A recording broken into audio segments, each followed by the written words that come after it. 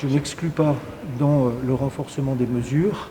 Je prépare, analyse bien la situation pour voir si nous allons, il est très possible et même probable que je mettre en place les retours, les motifs impérieux dès la semaine prochaine pour les déplacements entre la Réunion et l'Hexagone et la Réunion. Donc on aurait effectivement les tests, les motifs impérieux et la septaine de précaution. C'est une forte probabilité de mise en place des motifs impérieux dès le milieu de la semaine prochaine. Pour combien de temps ? On verra en fonction de l'évolution de la situation. Vous savez qu'à chaque fois que nous prenons des arrêtés, nous les prenons, pour des périodes de 15 jours. Et ensuite, c'est l'évolution de la situation qui nous amène soit à confirmer le maintien de ces mesures, soit à les lever. C'est ce que nous faisons maintenant depuis des mois. Et nous allons continuer, donc vigilance, analyse de la situation et prise, des mesures. Il est bien évident que ce changement, de donne, il m'amène aussi à travailler avec l'Agence régionale de santé sur la modification, vous savez, des indicateurs que j'avais donnés ou des niveaux que j'avais arrêtés pour déclencher le couvre-feu ou le confinement dans telle ou telle commune. Vous vous rappelez que je dis que si on avait la confirmation d'un taux d'incidence pendant une semaine à 150 sur le territoire d'une commune, je serais amené à prononcer le couvre-feu sur le territoire en question.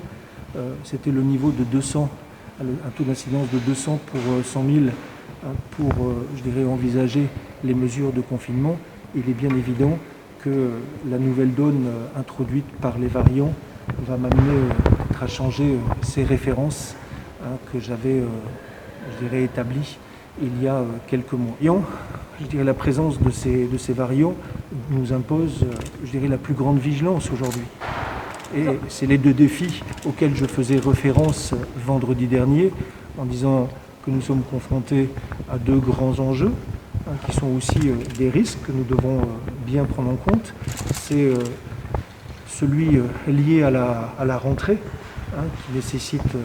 qui implique de nouveaux brassages avec la rentrée scolaire, la rentrée sociale, la rentrée professionnelle, les retours de vacances et puis l'apparition de ces variants.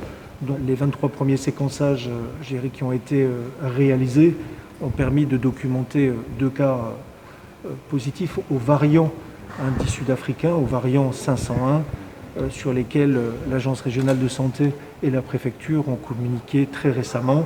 Le travail est en cours pour une nouvelle série de 23 cas, 23 prélèvements, pardon. Ça nous permet, d'avoir une connaissance accrue de la situation sur le territoire, puisque, en 48 heures, à partir du moment où on a engagé des prélèvements, le séquençage sur des prélèvements, nous avons, les résultats. Alors, des couvre-feux ou une mesure de confinement, mais il faudra quand je parle de vigilance, il faudra regarder de très près l'évolution, de la situation, parce que, attention, on voit déjà depuis le début de la semaine un frémissement, au niveau des chiffres. On va annoncer cet après-midi ou confirmer que la semaine dernière, on a encore eu une baisse du taux d'incidence. Vous vous rappelez qu'on était à 30, la semaine précédente. La semaine dernière, on est redescendu, à 22.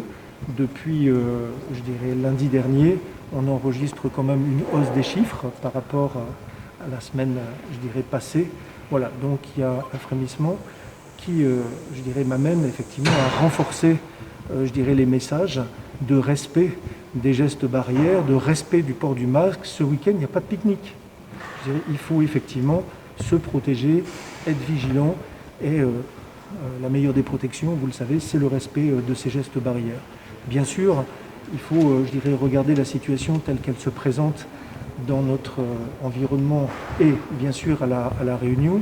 Donc on voit bien qu'au niveau national, on a aussi une dynamique épidémique plus forte qui est enregistrée, actuellement, avec le variant britannique qui a fait, je dirais, son apparition. Donc il va falloir, je dirais aussi, se protéger, je dirais, de cette diffusion du variant, de cette possible diffusion du variant britannique dans l'île de la Réunion. Il faut se protéger effectivement de la diffusion du variant sud-africain je dirais, ici dans notre île de la Réunion. Ce sont toutes les mesures de protection qui ont été mises en place avec les tests RT-PCR rendus obligatoires à l'embarquement. Enfin, des tests RT-PCR réalisés 72 heures je dirais, avant l'embarquement, et il faut qu'ils soient négatifs pour pouvoir se rendre de Mayotte à la Réunion, de la Réunion à Mayotte, de l'Hexagone à la Réunion et de la Réunion dans l'Hexagone. Donc on a ces tests qui sont rendus obligatoires avant l'embarquement.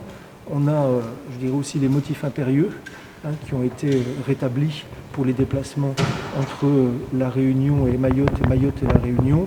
Et nous avons cette septaine de précautions dans laquelle, je dirais, doivent s'engager tous les arrivants dès lors qu'ils ont posé le pied ici à la Réunion.